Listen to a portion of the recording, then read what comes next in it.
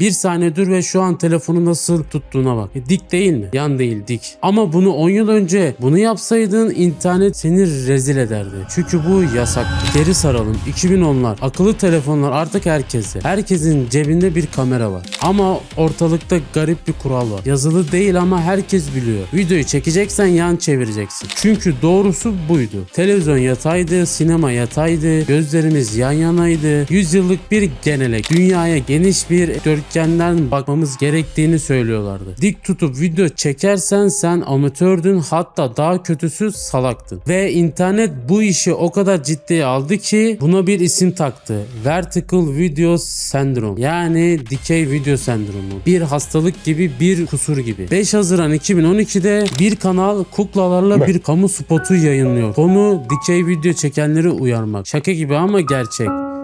This video didn't have to look this way.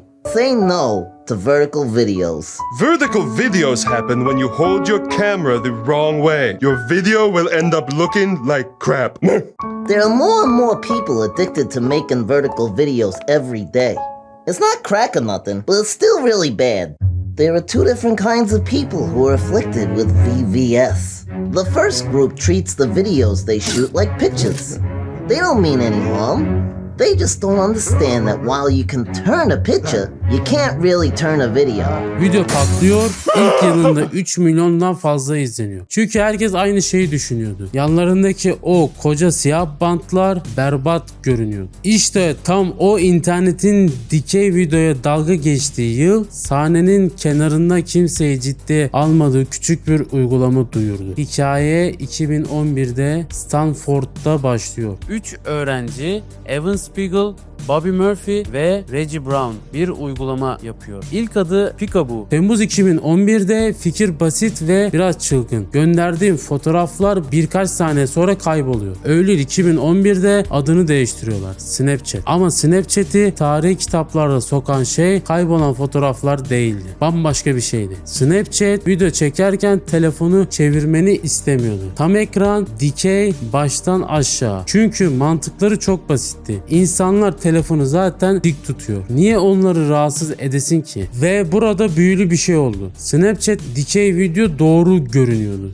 Çünkü ekranı kapatmıyordu. Ekranı dolduruyordu. Siyah bant yoktu. Senin yüzün, senin dünyan tüm ekranı kaplıyordu. İlk kez biri şunu fark etmişti. Belki de sorun dikey videoda değildi. Sorun onu yanlış yere koymamızdandı. Şimdi düşün. Bir formatın gerçekten kazandığını nasıl anlarsın? Cevap ondan para kazanmaya başladığında. Haziran 2015'te dünyanın en büyük reklam festivali Jances Lewis, Snapchat'in kurucusu Evan Spiegel sahneye çıkıyor. Ve sektöre adeta meydan okuyor. Yani reklam modeli tanıtılıyor. Adı 3V. Açılımı Vertical Video VS. Yani dikey video görüntülemeleri. Reklam devlerine açık açık şunu söylüyordu. Yatay reklamlarınızı dik telefon ekranına sıkıştırmayı bırakın. Reklamı baştan dikey yapın. Ve elinde rakamlar var. Snapchat dikey reklamların yatay olanlara göre 9 kata kadar daha fazla sonuna kadar izlendiğini söylüyor. Bir anda dikey video internetin alay konusu olmaktan çıkıp pazarlamacıların altın madeni oldu. Çünkü dik tutulan bir ekranda tam ekran bir reklamdan kaçış yoktu. Kaydırana kadar o senin tüm dünyandı. İşte tam burada dikey video savaşı görünmez bir şekilde kazanılmaya başlıyordu. Ama asıl darbe henüz gelmemişti. Alex Zhu adında bir adam bir trende oturuyor. Karşısında bir grup genç. Selfie çekiliyor, müzik dinliyor, telefonları çıkartmalar yapıştırıyor. Hepsinde de telefon dik ve Zhu aklına bir fikir geliyor. Zhu ve ortağı Lu Long müzik dikeyi kuruyor.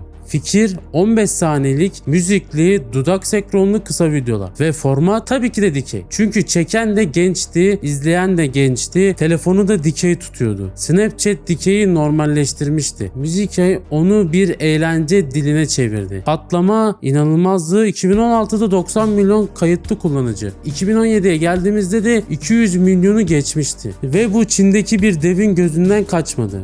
ByteDance.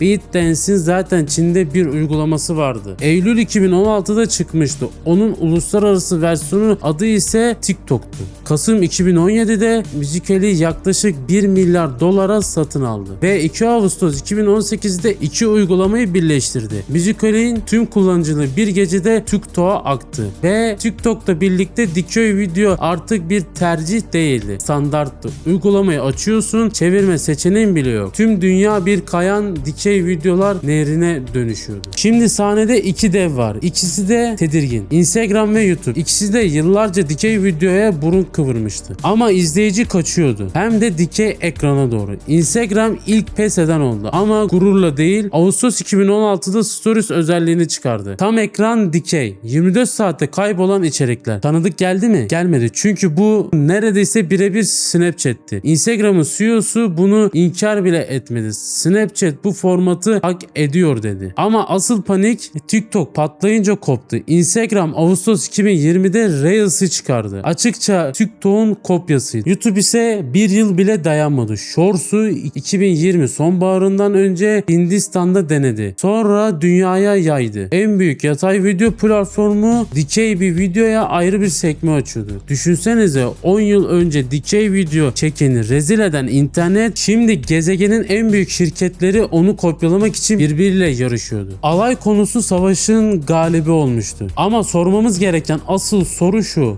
bu neden oldu? Neden 100 yıllık yatay gelenek küçük bir dikdörtgene yenildi? Cevap aslında elinde. 2014'te yapılan bir araştırma şunu gösterdi. İnsanlar telefonlarını zamanını yaklaşık %94'ünde dik tutuyordu. Yani biz hiçbir zaman telefonu çevirmek istemedik. Çevirmek zahmetti, doğal olmayan öğrenilmiş bir hareketti. Yıllarca biz formatı insana uydurmaya çalışmadık. Televizyon yatay diye telefonu da yan tutmamız gerektiğini sandık. Dikey video aslında yeni bir icat değildi. Sadece teknolojinin nihayet elimizde doğal duruşuna teslim olmasıydı. Tabii bu tartışmasız değil. Bazıları diyor ki dikey video bizi tembelleştirdi. Dikkat süremizi 15 saniyeye düşürdü. Hatta 3 saniyeye düşürdü. Dünyanın dar tüpten izlemeye başladık. Belki de haklılar. Ama bir gerçek değiştirmiyor. O bir zamanlar yanlış denilen format artık çoğumuzun dünyayı gördüğü bir pencere. Yani bir dahaki sefere telefonunuzu açıp parmağınızı yukarı kaydırdığınızda şunu hatırla. Aslında sessiz bir devrimin içindesin. Kimsenin savaş ilan etmediği ama herkesin kaybettiği ya da kazandığı bir devrim. Ve o devrim çok basit bir soruyla başladı. Neden bu telefonu çevirmek zorundayım ki? Eğer bu hikaye bir gün yaptığım bir şeye bambaşka bakmanı sağladıysa kanala abone ol. Çünkü etrafımızda fark etmediğimiz böyle yüzlerce sessiz devrim daha var. Bir sonraki videoda görüşmek üzere. Kendinize iyi bakın.